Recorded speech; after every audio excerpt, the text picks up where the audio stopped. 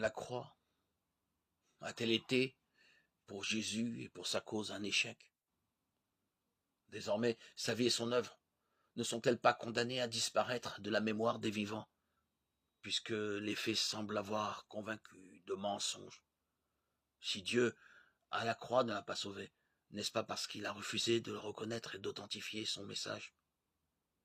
N'a-t-il pas rejeté comme un pécheur et un impie? Mais quel Dieu peut rejeter une vie comme la sienne? Qu'on ne vienne plus alors nous parler de son amour pour les hommes. N'y aurait-il pas plus de place pour l'espérance? Tout serait-il absurde? Chez beaucoup de chrétiens, l'opposition entre le message du royaume de Dieu prêché par Jésus et sa mort sur la croix est minimisée, sinon même totalement évacuée. Après tout, on connaît la suite. Les évangélistes, spécialement Marc le plus ancien, n'ont pas cherché à diminuer cette tension. Les récits de Pâques contenus dans le Nouveau Testament donnent une réponse aux questions posées, mais n'atténuent pas le scandale de la croix, le drame de la mort. L'arrachement douloureux à l'existence humaine ne sont pas édulcorés, comme si, après tout, il n'y avait que demi-mal, comme si Jésus avait, sous une autre forme, retrouvé purement et simplement la vie qu'il possédait ici-bas. Non. Jésus ne continue pas dans l'au-delà ou ailleurs l'existence qu'il avait menée sur terre. Son cadavre n'a pas été réanimé. La découverte du tombeau vide s'inscrit en faux contre une telle manière de voir les choses. Le témoignage du Nouveau Testament ne laisse aucune possibilité d'interpréter la mort comme un passage sans histoire, une sorte d'incident de parcours, un événement banal et parfaitement naturel. On meurt, on revient à la vie.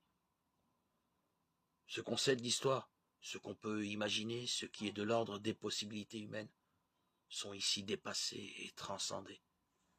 Le Nouveau Testament prétend bien montrer que l'événement pascal est une intervention unique du Dieu vivant. C'est une nouvelle création, un Pessah, comme le nomme, et il est nommé dans la fête juive, un passage de la vie à la mort.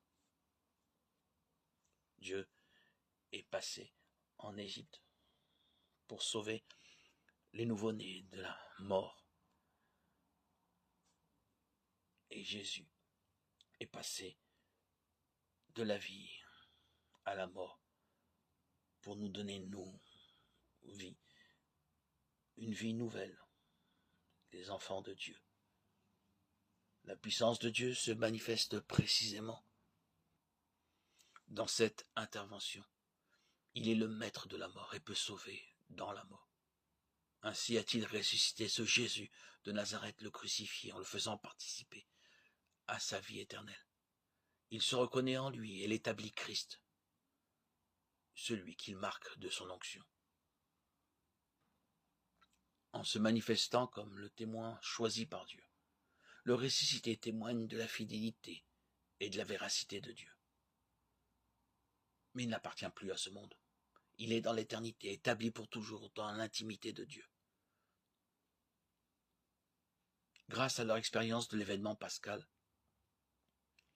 les disciples ont compris qu'il était le Christ de Dieu, le Fils. Et ils appellent les hommes à confesser et à proclamer Jésus est Seigneur, Dieu, à la gloire du Père.